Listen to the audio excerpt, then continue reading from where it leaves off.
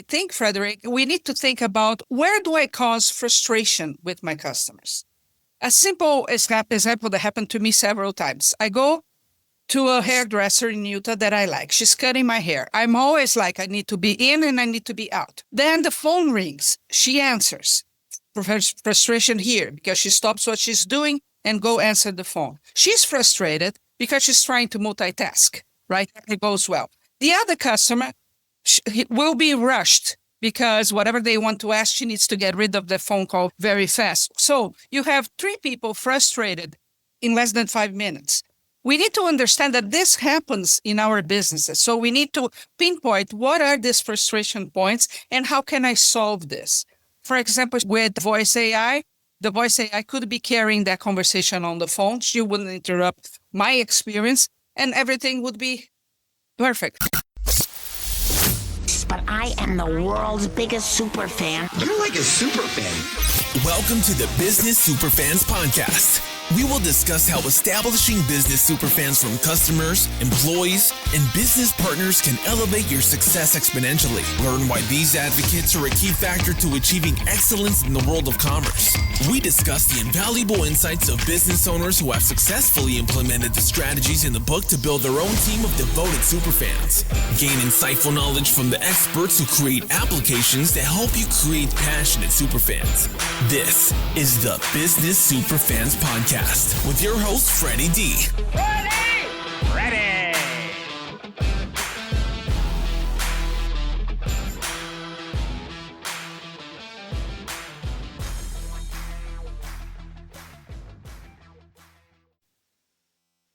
In this episode 89 of the Business Superfans podcast, we're joined by Shahar Boyayan, a Brazilian immigrant who spent the last 2 decades in the U.S. helping businesses from solopreneurs to mid-sized companies navigate and innovate. A true adventurer at heart, Shahar is about wildlife photography, especially bears, and loves the thrill of geocaching. Professionally, she's a powerhouse at the intersection of consumer behavior and artificial intelligence. She co-founded an online art course platform, PropTalky, with her daughter Nashla, blending automation and AI to support small businesses. She also is a seasoned real estate investor and the author of AI-Driven Consumer Trends and Business Applications, a widely respected guide for businesses ready to embrace the future of commerce. Shahar's insights are as practical as they are forward-thinking, and we're excited to dive in. Welcome, Shahar, from PropTalky.com to the Business Superfans podcast. Glad to be here. Thank you. So, tell us a little bit about the backstory of how you came up with the platform. My daughter and I work together on several fronts, and one of them is investing in land. We buy land from auctions and sell them. As you know, you were in sales, so you know how important customer, right? Mm-hmm. There were no tools that would help us follow up with possible investors or buyers in a way that makes sense for the business. So we started developing a platform for ourselves. We use High Level, but she customized for different parts of the negotiation with buyers and investors. And after we used that for a while, we saw, okay, this has so many possibilities. Let's implement that for our other businesses. One of them, for example, is a production company where we do art courses. We've been doing that for about 10 years. So we customized to that until PropTalky is really a tool that serves a lot of industries today. And then AI is making it even better, right? So we have several agents there that can help the businesses to have more profit. How important is follow-up in your business, or in general, I should say? Yeah.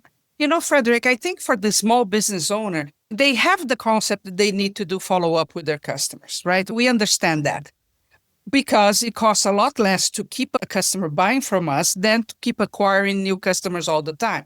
But at the same time, the small business owner is usually working on whatever craft they do, right? So if they have a restaurant, a dentist practice, whatever it is, and it falls through the cracks. Sometimes they have an autoresponder or a newsletter, but it stops right there.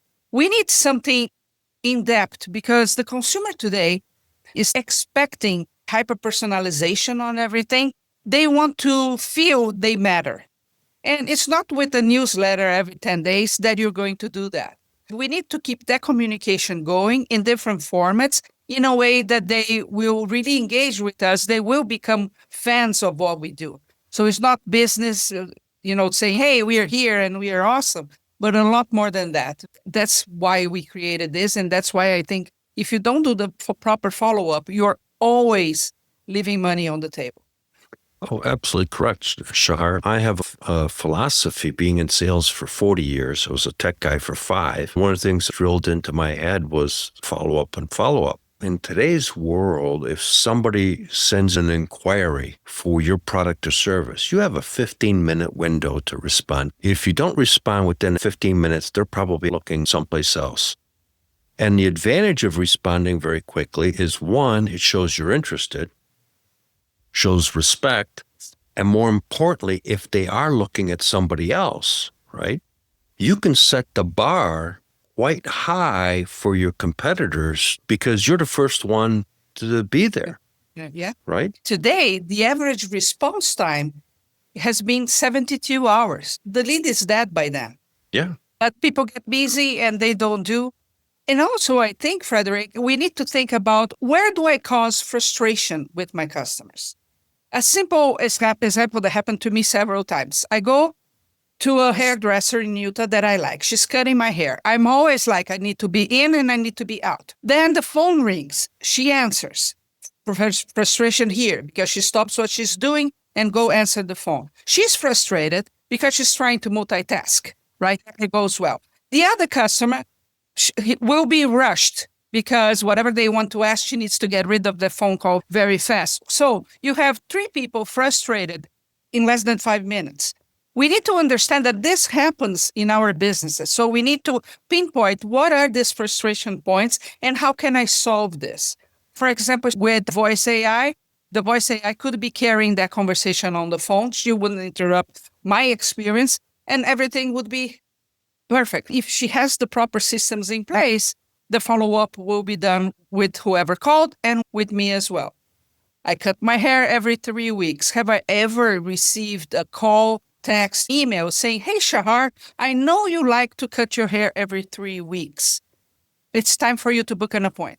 Simple reminder that would say, wow, they noticed that I cut every 3 weeks, not every 4, not every 5. So all this, you keep thinking, okay, we create that loyalty, but that loyalty is on a very stretchy line that can be broken at any point because there is not the thing of I matter to them. I have a saying in my book, Creating Business Superfans, that people will crawl through broken glass for appreciation and recognition. Exactly. And you know what's happening? There was a Harvard study showing that 1 in every 5 Americans feel extremely lonely. And 1 in every 3 Americans think they have a good friend. Since COVID, we have been isolating ourselves at home. Then work from home thing, and now AI, that we are catering our houses to exactly what we want, but we are feeling lonely of social interactions. And the businesses that say, hey, I know what you like to eat when you come to my restaurant. I know how you like things done. I know the experience you expect. Well, they're doing well, right? Absolutely. They're just crossing their arms and thinking, wait to see how this goes. They're going to be left behind. No, absolutely correct. And you said an important thing here that I want to emphasize, Shahar, is that some people are still working from home. Businesses are trying to get people back into the office, but nevertheless, there are people that have their own businesses and they work at home by themselves. And like you said, they're a little bit lonely. And one of the things I shared in my book was sending a birthday card through the mail, old school, and you might be the only person that sent them a physical birthday card, which takes you minutes to do. But that impact on that person is profound, especially if it's the only card they got. They're going to become a super fan of whoever the sender is, and they're going to tell their few circle of friends, my dentist sent me a birthday card. Can you believe it? Nobody else did, but my dentist did. Exactly. It might be the only card they get on that date. Yes. And today, you don't even need to do the designing or anything. because you have AI to design and to ship that without you touching your hands in anything. But you know what's the barrier here? To convince the business owner that this type of marketing works really well. They will think that whatever they do on social media will work today because what everybody else is doing. But you have to understand that when I get a card in the mail, I will give undivided attention to that card, right? What's behind that? Somebody remember this. I am not invisible. They know I exist. They know I spend my money with them. The bond you create, you do not create by posting videos. I'm not saying it's not good to do social media. We all do it. But I have to understand that when I have a chance to get undivided attention, I should go to that. Well, I have another saying, the little things are really the big things. The little things usually have the biggest impact. Saying thank you is a little thing, but the impact it has is tremendous. Saying I appreciate you for the extra effort you put in is a little thing, but the impact is profound. I'm grateful for you being a customer. Yes. That's a little thing, but the impact is huge. Because as consumers today, we actually have tons of options to spend our money. We don't have to go back to the restaurant. We don't have to go back to the hairdresser. We have many options. We could create the fun of trying something new every single time. But for the business owner, that's not what you want. You want that repeat customer. So if you don't go the extra mile, you're not going to get that. Unfortunately, during COVID, we had to adapt things to survive as businesses. We thought that after that was over, it was okay, right? From QR codes and not having paper menus anymore to all kinds of other bad habits. And we didn't go back to the good habits, right? And that impacts, because anything that makes me work to get the service is not going my way. If I have Correct. to, and simple things, you might think, no, but everybody uses QR codes. Yes, they do. Very useful. I have to get my glasses from my purse. I have to put glasses, and then I have to scroll. It needs to adapt to my screen or my device. So I'm thinking all the time, obstacle, obstacle, obstacle, obstacle. Then I have the dinner, might be a wonderful dinner. Nobody's going to ask for my name, my email, my address, my birthday date, nothing. So Right. you spend sometimes a couple $100 on a nice dinner, but the business owner has no way to bring you back. Correct. Yeah. So let's go more into Prop Talkie and talk about some of the automations in there. We talked a little bit about the hair salon with the phone automation. I'd like you to share a little bit more, because I'm familiar with the platform, but I'd like you to share a little bit more of how really this is such a game changer for businesses implementing something like Prop Talkie into their business. So if we analyze a business, whatever business it is, we can create a workflow. That is how you work inside high level, right? I can create a workflow cater to exactly what you need as a business. It's not a cookie cutter. We're going to adapt that. When it comes to the AI agents, or like we like to call them, the AI employees, same thing is done. It is tested for your business specifically. We do tests every single day. For example, we were testing because AI is good, but it can be better. And it depends on the AI learning from you every single time, right? That's how they get better. So we did a test for a funeral home, a fictitious one, to see how, in a very sensitive subject, how the AI would behave. Because you programmed just up to a point. And it was impressive, Frederick. It showed some empathy, made suggestions that were exactly according to what the person was talking about, and budget and things like that. If we tested that 6 months ago, it would be a totally different ballgame. So it evolves. And the more you keep feeding that AI, the better it gets. You mentioned cards. We just did with a client of ours. I have several restaurants as clients. And it took us a while to convince that for Valentine's Day, we should send a card in the mail with a promotion. The resistance is always because it's not online, right? But we did. We sent it. He has 2 units. Both units broke a record in attendance, not only on Valentine's Day, but also on Saturday with cards. Simple thing, right? It was a card with Valentine's stuff and a coupon as an offer. That was it. But all of that was done automatically. So he didn't have to go to the post office. I didn't have to go to the post office, nothing like that. So you have to think, okay, let's talk to this business, see what are the friction points? Where are the points where they are failing either because they don't have time or they think it's too expensive or it could be better? Create a solution to keep the customers that you have first and then go after new ones because that sustains the business. Sometimes we have crises. COVID was a big one. The businesses that survived were businesses that could communicate with their customers during that time in an effective way, right? Yeah, it involves everybody because if you've got employees, you got to take care of them. The employees are really the front line to prospective and existing customers. So if you don't take time to first recognize your team and empower them to make decisions, they're empowered to create a great customer experience. Prospective customer coming into a restaurant for the first time, you want that to be a great experience, not only in the food, but the whole aspect of it. And then transforming that into a customer. And just like you said, maintaining that relationship with that customer, because it's very expensive to re-onboard customers. It's very expensive to re-onboard employees as well. Exactly. And here's the thing that you highlighted, and I want to really emphasize that, is you blended old school method, which is postal, and new school technology. And that gives you the competitive advantage that most people don't realize. Because an email may not get viewed. You're not going to recognize who it is. The subject line doesn't catch your attention. A piece of mail coming in, you have at least a chance to take a peek at it before you throw it away. It gives you 15 seconds to, I'm going to look at this a little further as you're going through your mail. You have an actual physical chance, especially if you use a postcard as a marketing method to introduce yourself to a marketplace. It's going to get seen because there's nothing open. It's visual. Yes. And the probability of success, just like you described with the Valentine's Day, is much higher with direct mail. That's why it still exists. And it's a very, very powerful tool that unfortunately is overlooked today because, as you said, and I'm going to emphasize it again, people, it's all digital.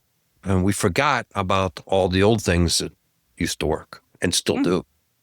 Yeah. And even when you compare the price, you keep thinking, well, I don't know how much is the stamp, but let's say it's $1. How much are you paying per click when you're doing the ads online? Sometimes, not to get qualified leads, I'm spending $1 to talk to somebody that already knows my business, right? And already knows me, more likely to do business with me. And you mentioned the employees, and you're totally right. There are three things that are very important. One, they need to feel they belong. Second, they need to feel they matter to you. Right? Absolutely. That's dealing with business owners all the time, you see that you have all types of personalities out there. And in some environments, the employee thinks that they just don't matter, so they don't care. And the third one, have a system for training.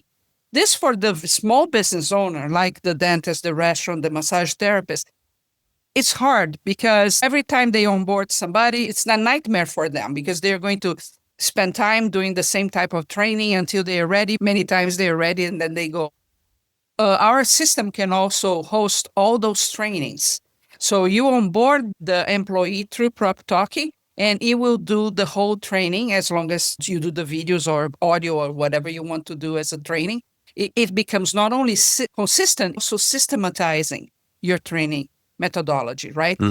For small businesses, it's always a struggle. They should, as soon as possible, create material with the training that they do. It can be as simple as recording with the cell phone and then having a platform to deliver that to the employees. Oh, absolutely correct. If you look at the cost associated with onboarding a new employee, and then more importantly, someone's got to train that new employee. Productivity goes away, just like you were mentioning. Is the new person on board? Susie's the one that's going to be training him. Well, Susie's busy training him. She's not doing what she needs to be done, so she's falling behind in her productivity. She starts getting frustrated, and then you have a person that's not the world's greatest business manager who starts complaining, how come you're letting things slip?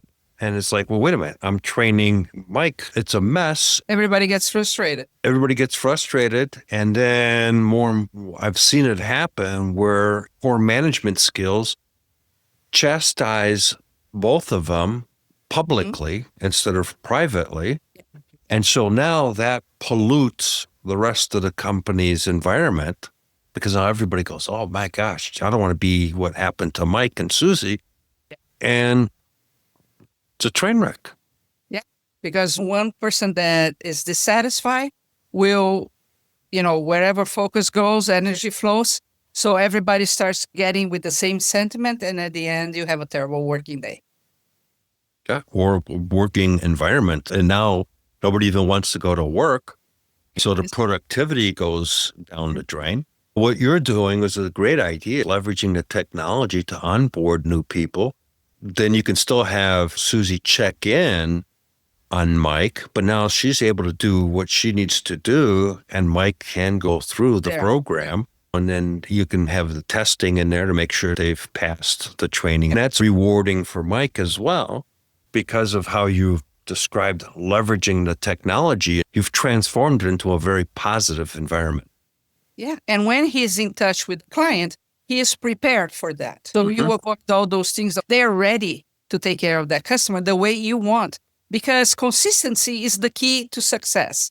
So if I go to a place and I have a nice experience, next time I want the same experience. And the other time I want the same experience. If that varies a lot, it will create micro frustration as well. So that adds up over time. And I systematize.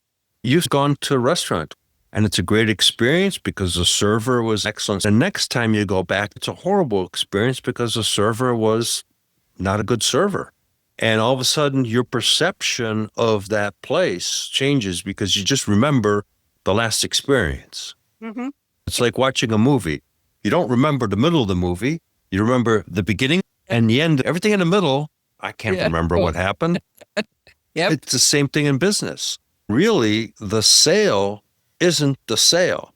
Most people think the sale is the signing of the paperwork or the transaction being done. It's not. It's the whole onboarding process. That's the sale. Mm-hmm. Mm-hmm.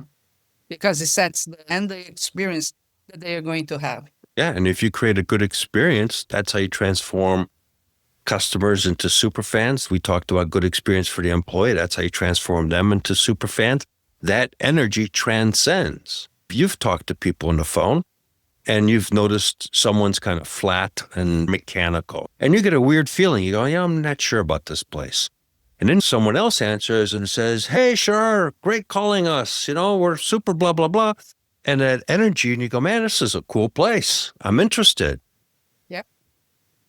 And let's talk about sales, because I know you love that very much. And I love sales as well. We need, not only as a business owner, but everybody that works with us, to understand how we are reaching our customers or prospects on an emotional level.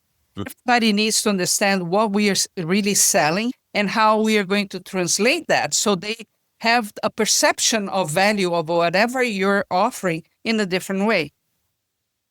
McDonald's coffee, $1. Starbucks, $6. Why people put lines on Starbucks for that $6? They created a connection on how people felt when they went to the stores, how cool they were, and they could work from there and things like that. That type of connection we need to be creating and understanding how it works every single time. We're never just selling something. Right. And it transcends beyond just customers. What about suppliers? You're a restaurant getting supplies on your food. You're a service business getting supplies on products. You've got distributors. If you're marketing through a distribution channel, you've got contractors that come into play.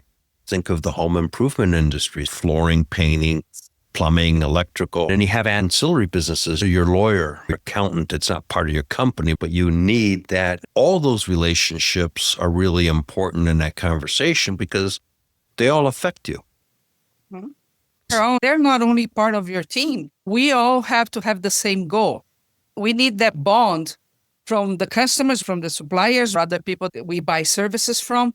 All the time. That's how you create a super force for your business. We are all on the same page, going the same way. You need to translate that. And many times, Frederick, I need that ongoing communication with groups like suppliers. It depends on the structure of every business.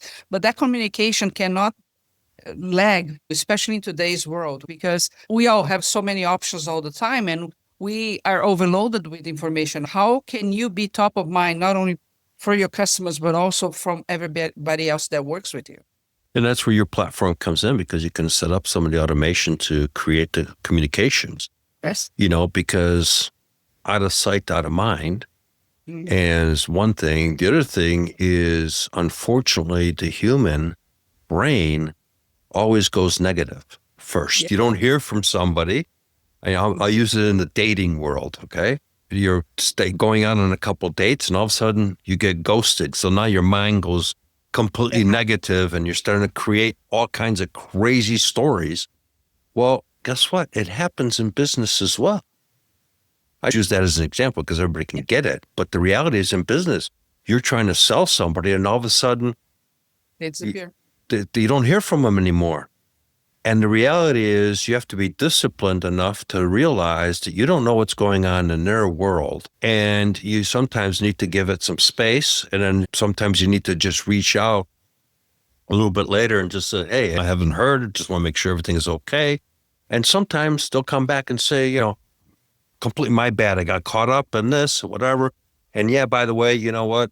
We owe you a phone call. Let's get this thing wrapped up. And the sale's done. But you gave it some room. You weren't like, okay, I just called them. How come they haven't called me back? Or I sent an email. How come they haven't opened it yet and replied back? So leveraging some of the technology, you take some of the emotion out of it. Yeah. With the workflows, as you talk. One of the best thing that technology can do for you is give you control over your business in every aspect that matters. Because what I see that today, let's solopreneurs, for example, the very small businesses. I went to a yarn store, simple thing. I love crafts. I took a course there. Nobody ever asked who I was, my email, nothing. Then I asked the owner of the store, how do I get to know about other courses? And then she said, I post on Instagram. And I went once a month, and she said yes. And I left and I thought, okay, now I need the algorithm to show me her thing all the time, or I need to remember the name of her store a month from now. And then I need to go through all the posts to see if I find the one about courses. Why can't I get an email with the next courses? Mm-hmm. And then if you argue about that, they will say, nobody reads email, but you're not your customer. So if you read emails or only read once a month, that's you. Doesn't mean all your customers are that. We are always in business working with percentages, right? Making me work to know about the courses that you have sounds cool to you because you're on a platform, but it doesn't sound cool to me because I get bombarded with information every single day. I'll be happy to remember the name of your store next month. I probably won't, and not bad faith. It's just that how it goes. It's sadly the same thing with even the home improvement industry. I'm going to pick on them. Oh. We've all had work done on our house. You're happy with the work, and then they disappear. Yeah. They don't come back and say, hey, Shahar, it's been 3 months. Just want to make sure everything is still good. Geez, 6 months have gone by, or it's a year anniversary since we were there. Just want to reach out and say hi. If you ever need us, we're still here. We appreciate you. Simple. It doesn't have to be a book. Just can be a couple little sentences. And your customers can be your sales force. Why not train them to be your sales force?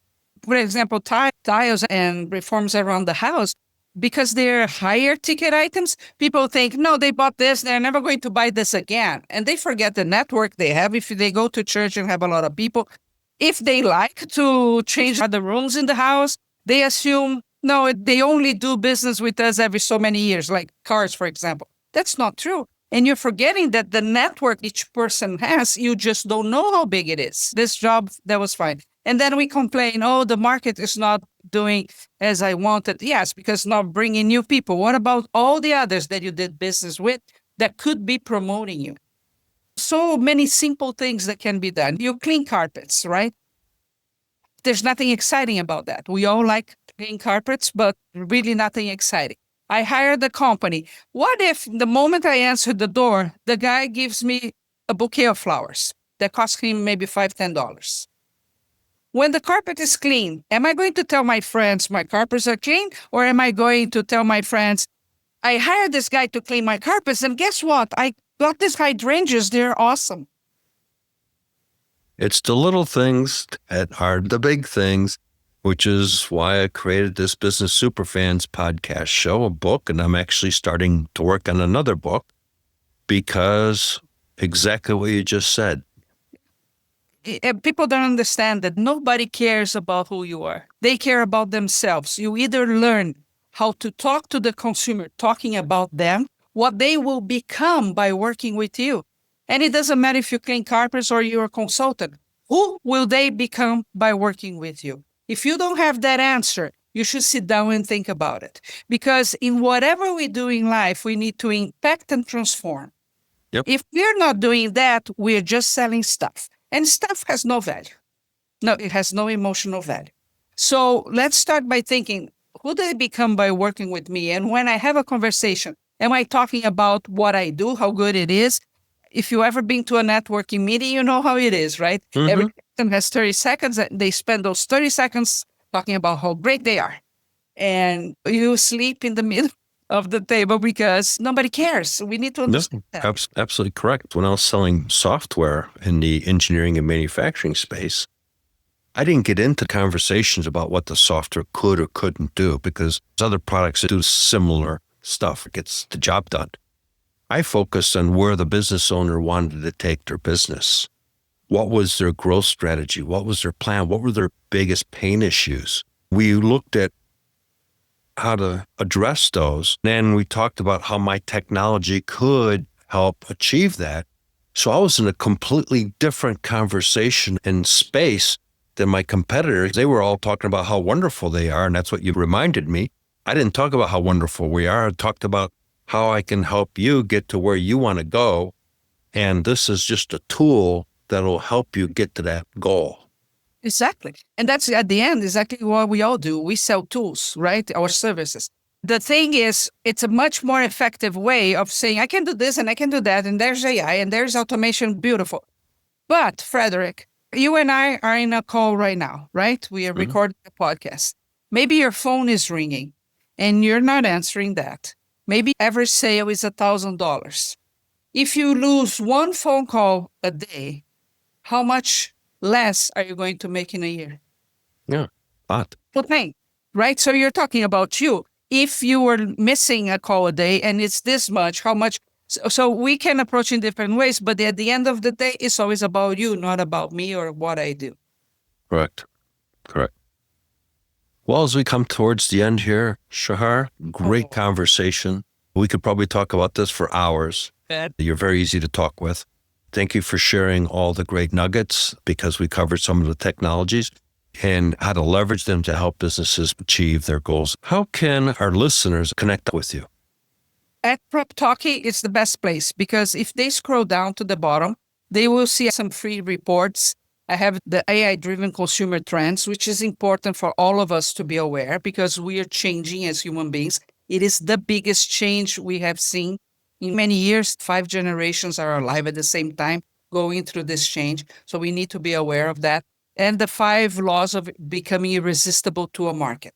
If they call the number there, they will talk to an AI agent, but then very easy to get in touch. Well, I was talking to somebody last year about AI, and he said they were conversing with somebody on a website for almost 10 minutes before realizing it was an AI. They actually thought it was an actual individual. You can set up the technology to be pretty much a replica of yourself, which is one of the things that you talked about on your site. They're, in a sense, talking to you in an automated fashion, and then when they need to talk to you, it switches you over and you're now live. Yeah, it is really impressive the way it is today. If they are used to going to a website and just having a bot with those 5 questions they can answer, it's not what is out there today. I can train my AI to really talk like I do. Yep. Right? Yeah, well, I wanted to bring that up because that's the game changer right there. It is. Thank you so much for your time today of being a guest on a Business Superfan podcast show. And we look forward to continuing the conversation another day and having you a guest again. Thank you. All right, Shahar, thank you. Hey, Superfan Superstar, Freddie D here. Before we wrap, here's your 3A playbook. Attract, advocate, and accelerate your business power move for today. Here's this episode's top insight. You don't win loyalty by being loud. You win by showing customers that they matter more than a sale. So here's your business growth action step. Implement one automated personalized touchpoint this week, like a custom voicemail or an AI-written birthday card, proves to your customers you're paying attention when others aren't. If today's conversation sparked an idea for you, share it with a fellow business leader who would benefit and grab the full breakdown in the show notes.